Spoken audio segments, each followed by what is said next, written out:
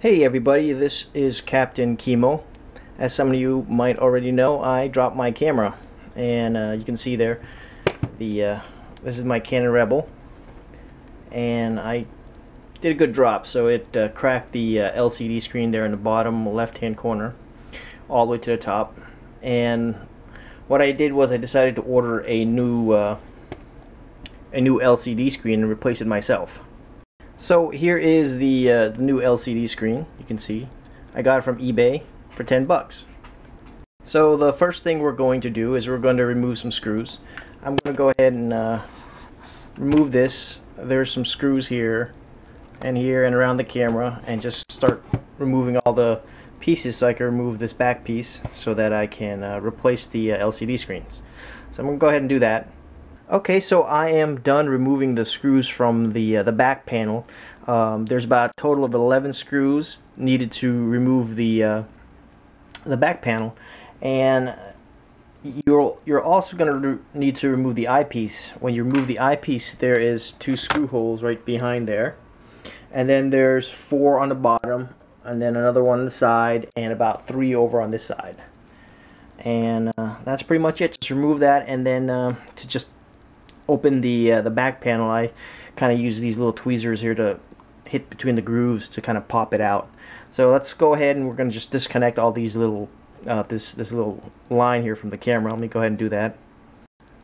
So I took some time here. It kind of was a little tricky, but I kind of pulled the end there away from the back of the body of the camera, and I was trying to be just a little careful not to mess anything up. So it took me about a minute or so to figure it out, and really I just kind of just pulled it off. So hopefully I don't have a problem putting it back on. So let's go ahead and go to the next step, which is unscrew some of these screws here on top, and then we'll figure out when we get there what to do from there.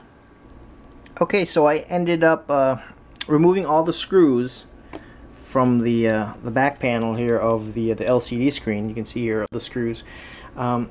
I ran into a problem here. I stripped this screw, so I couldn't get it out, so I couldn't remove this whole housing here for the LCD. So I just kind of removed it by just playing around with the inside here, and I kind of just pulled it out. And so this might be a little tough to get it back in, but it is removed. So here's the broken screen. You can see here, that's the broken screen, and I'm going to go ahead and put this one in.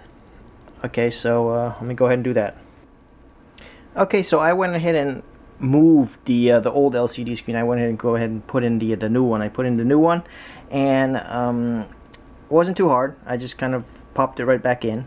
And the trick here is for this the little groove here, when you put it back in, is there's a little lever there that you kind of push down. When you put it in, push it down, and then that's pretty much it.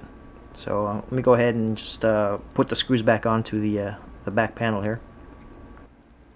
Okay, so I have everything put together. I have the back panel here attached back to the camera.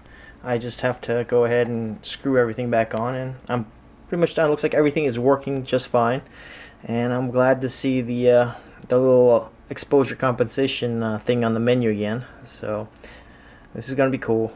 I saved a whole lot of money by doing it myself. So let me go ahead and put it together, and then I'm going to go ahead and take it out for some test shots.